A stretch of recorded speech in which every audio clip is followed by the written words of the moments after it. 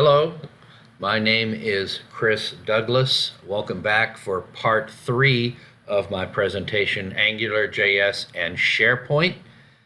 In the previous section, we outlaid all the different components of a single-page application, and we're going to start off this section talking about the site assets library and the AngularJS files that I've created to support this application. Here we have our slide from the end of part 2. We're going to continue with the next bullet, which is site assets. When you're building an application, you can store the files in any SharePoint library you like. I prefer to use site assets because it's already going to exist in most every SharePoint site. It's already read-only to every user by default, so it's a good place to start and have that as a common location for all of your applications. So we're going to create a folder called Cigars underneath site assets, and every file that we use for this application is going to live in that folder. I'm also using SharePoint Designer. It's up to you to use whatever editing tool you want, but I found that SharePoint Designer is the easiest to get people started. It has built-in check-in and check-out. It's made to work with SharePoint files. It's not the friendliest IDE. There's a lot of functionality that it's lacking. But again, I want to make this as straightforward as possible and get people up and running as quickly as possible, so I'm sticking with SharePoint Designer. And we'll come back and show you the site assets library. Okay. Here we are in the Cigars folder under Site Assets in SharePoint Designer.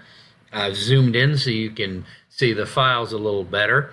Every file you see here, the JS, HTML, and CSS files, are all the files you need to create your single-page application.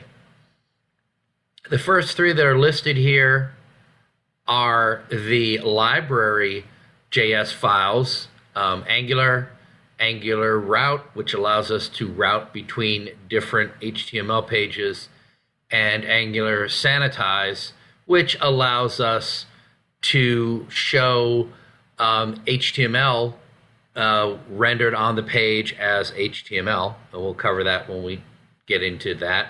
And then jQuery, of course, version 3.2.1. These 4 library files are necessary, and they're going to be referenced in the main file, cigars.html. They're necessary for Angular to work. Think of them as namespaces you would include, references you would include in a Visual Studio application. So our main file is going to be cigars.html. That is where everything else springs from. Cigars.css is our style sheet, which controls basically the look and feel. All I'm doing with that is basically setting the colors that I'm using. Cigars.html is going to be the frame that the other HTML files are displayed within. We have list.html, which shows our cigar list items that we do our search and we select an item from. Display.html is when we're viewing one cigar item, and edit.html is when we are editing or have a new list item. And then they all have corresponding JS files, cigars.js, cigars.list.js, and cigars.item.js that have the JavaScript behind the scenes. All right. Now we have my website here, douglasweb.com, and we're going to go and create our cigar demo.aspx page. So let's go here, go to our gear, hit add a page. We're going to call this cigar demo.aspx. You may not be able to see this clearly, but I'm going to zoom in when it counts. So here is our ASPX page. Now, as you know, if you've worked with SharePoint, what you see here on this page is what we're going to see in our application. Our application is going to live right in here inside this blue area. Now, the menu at the top with my handsome face and all, the menu items, all of that's going to be there surrounding our application. If you want to build your single page application, so it's the only thing showing in the browser, you can do that. That's not what I'm demoing today. What I'm demoing today is the ability to add one application as a SharePoint web part to one SharePoint web part page.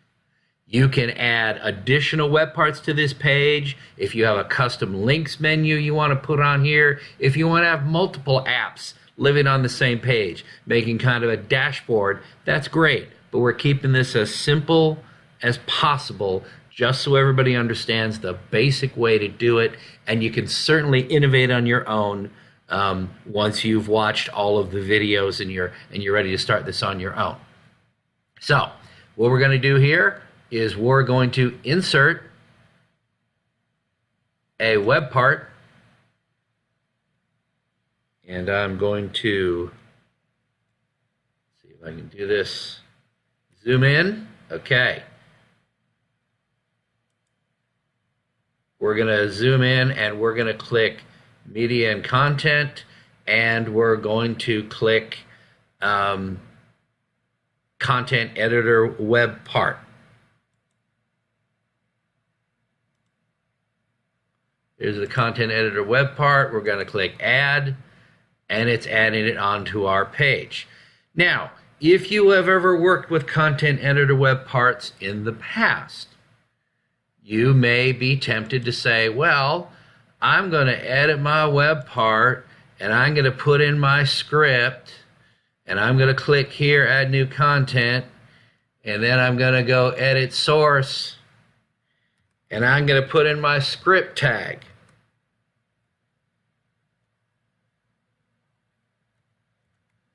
See? I'm just going to type in my script tag there in the HTML source. Well, obviously, we're not going to do that. What you learn fairly quickly once you start working with SharePoint and Content Editor Web Parts is you can type anything you want in the Content Editor Web Part. You can jump into the source and you can insert CSS and JavaScript for your web part. But the first time you make a mistake, you're going to find yourself going to the content manager for the page, deleting your web part, and starting over again. So this is my best advice when you're trying to do anything with scripting. Save your script in a separate file and reference it in your Content Editor Web Part. You're never going to touch your Content Editor Web Part again once you've pointed it at a file, and you're going to make all your changes in Site Assets or wherever that file lives, and you can make versions and you can control how your script works. But you don't ever want to use the page source and enter script or CSS directly on a Content Editor Web Part. All right, now instead of editing directly in the source, we're going to go here to the Content Link text box in the Properties, and we're going to right-click and paste. Now, something I couldn't show you in the previous screenshot with the site assets and the SharePoint Designer, I'm still figuring out how to use Zoom It, and I was using the static Zoom It and not the more mobile one that I'm using now that lets me actually move the mouse. So what I did was I right-clicked on Cigars.html, which is my parent page for my application, right-clicked and clicked Copy in SharePoint Designer. What that does is it copies the URL of that page to the clipboard. So when I go in here and I create my new Content Editor Web Part on my new page, I can just paste the URL right there. So it's very convenient. That's one of the good selling points for SharePoint Designer, is the ability to do stuff like that. So what we're going to do is we're going to reference our frame page for our application, and we're going to put it in our content editor web part. We're going to go here to Appearance. I'm going to type in Cigars for the title, which is not going to be visible. I'm going to scroll down here to Chrome type. We're setting to none. And we're going to go ahead and scroll down and click OK. And what that does is it takes my application, my cigars, and it puts it here in our content editor web part. And you see this title right here, Cigars. And over here, you might see there's the checkbox and the drop down. When I set the Chrome to none, it hides all of that. It's there when I'm in edit mode, but when I go ahead and check this in,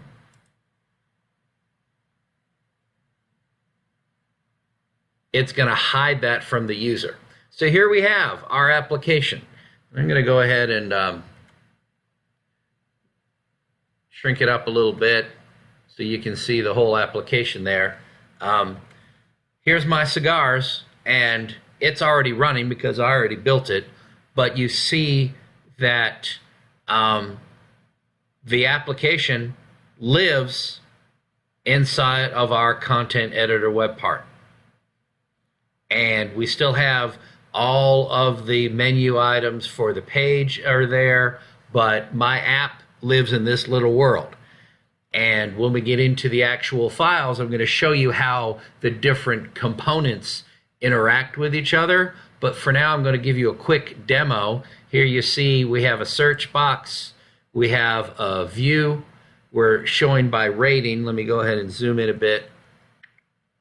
As you see, we have the title, number of stars, the manufacturer, strength, and so on. Okay, we have our view by rating. We're going to go ahead and pick a different view. Let's go ahead and pick all, and that's going to give me all of the columns in my view.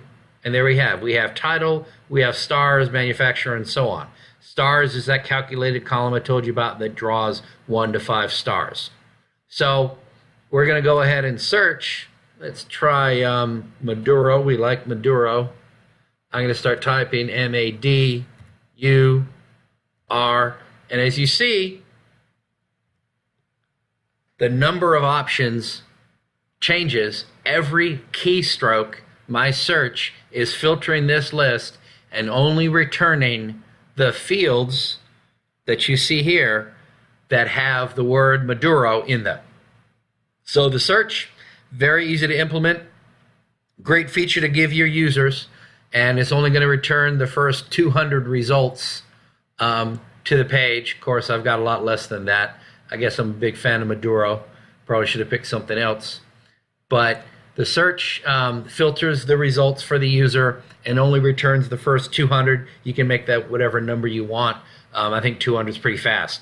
Basically, I could have a list with 10,000 entries that the REST API returns, but it's all in virtual memory. Until I draw it on the page, I can quickly sort and search 10,000 records, and it's lightning fast. It's the rendering all of them on the page where it goes slow. So we only want to show the first 100 or 200 results. Otherwise, you'd spend all day waiting to load them on the page. So we're going to go and take lot 23. He's right there. We're going to go and click him. And now you're going to see the display page. Then we're going to click edit. And you're going to see the edit page. We're going to go and add in a strength of medium. And we're going to go ahead and save. And now you come back. Here's lot 23 Maduro. And you see we've updated the strength. So that's the basic functionality.